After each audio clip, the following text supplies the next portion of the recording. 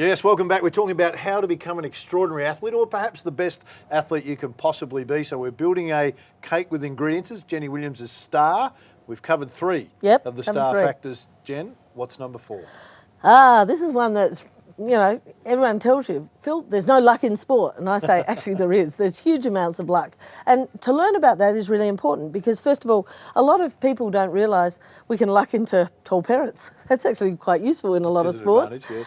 Another thing is we can luck into people who actually make us feel good about ourselves, actually have a lot more friends just by how we're treated as a kid. And I am the perfect example of luck by birth date. I'm born in January. And so even that is it's one of the factors that we know that if you're born in January, the cut-off dates are often December 31st. So when I was 13, I worked out I was running against every other kid in the year underneath me at school. Gave us an advantage. Yes. And again, even in Winter Olympics, they've had whole hockey teams born in July because the cut-off date is 30th of June. So again, coaches think you're a little bit bigger, stronger, so you get favoured, better coaches, all of that, and it gives you an advantage. So luck does count. All right. You also luck into good coaches or bad coaches. I was thinking when you said you were lucky where you were going, because it clearly wasn't going to be height, so I'm glad it was your birthday. Good looks. Good looks. It could be good looks. Okay. I'm sure your husband Mark says that to you regularly. What about motivation? Is motivation an ingredient? Yeah, really important.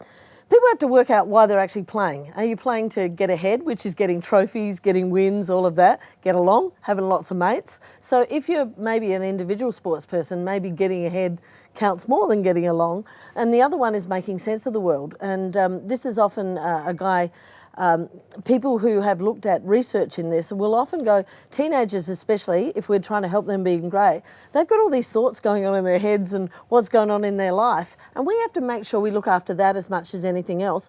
And then also say to kids, sometimes when they want to be champions, they may have to leave their friends if their friends are not actually taking them in the right direction. So I have lots of 18 to 20-year-olds where even the amount of alcohol they consume, if they're around people that's their focus, maybe they need to be somewhere else. So again, that motivation, where is it sitting and what can we do about it is pretty important.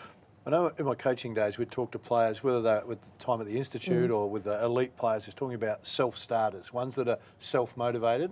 As a coach, you don't have time to get to the group and motivate them every day. So coaches really like the athletes that are self-starters, don't they? That are self-motivated. Yeah, but the thing is, that comes from knowing how that counts. Yeah. And it also comes from, if you set a fun environment, it's amazing how much more you can get people to do.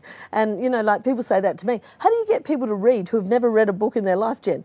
And I'll go, yeah, but if I can get them to understand how it's going to make them better, it's going to give them an edge. But at the same time, I try not to make the book so boring that you open it. And, that's really true of everyone. If I look at sports science, and I think the old PE teachers sometimes were better, Phil, because they actually knew how to make it fun at the same time as working hard. Yeah.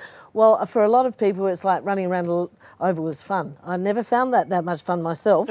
I'm not sure about you. No. And swimming laps was certainly never my thing. But again, all part of motivation, and music we'll talk about later on in depth, because that is really important in getting people to do extra without them even realising. All right. Thinking styles? Is there a thinking style in your this is my Tigger and Eeyore stuff, and I absolutely love it because even for leadership groups, when people look like they're big, strong people, they get put in them, and often what's in their head is quite different than what you see on the outside. So people mistake people who look like gods for actually people who feel like gods, and they can be quite different. And the Tiggers are bouncers who can make excuses, write off things quite easily, and mistakes don't bother them. The Eeyores are equally great players and often better players, but they challenge themselves and worry about every little mistake, and in doing so, they shrink their star.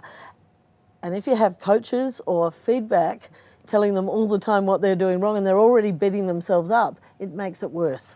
All right, stay with us. We're building the blocks on how to become an extraordinary athlete, or at least the best you can be. We'll come back. I want to talk about individual characteristics. Stay with us.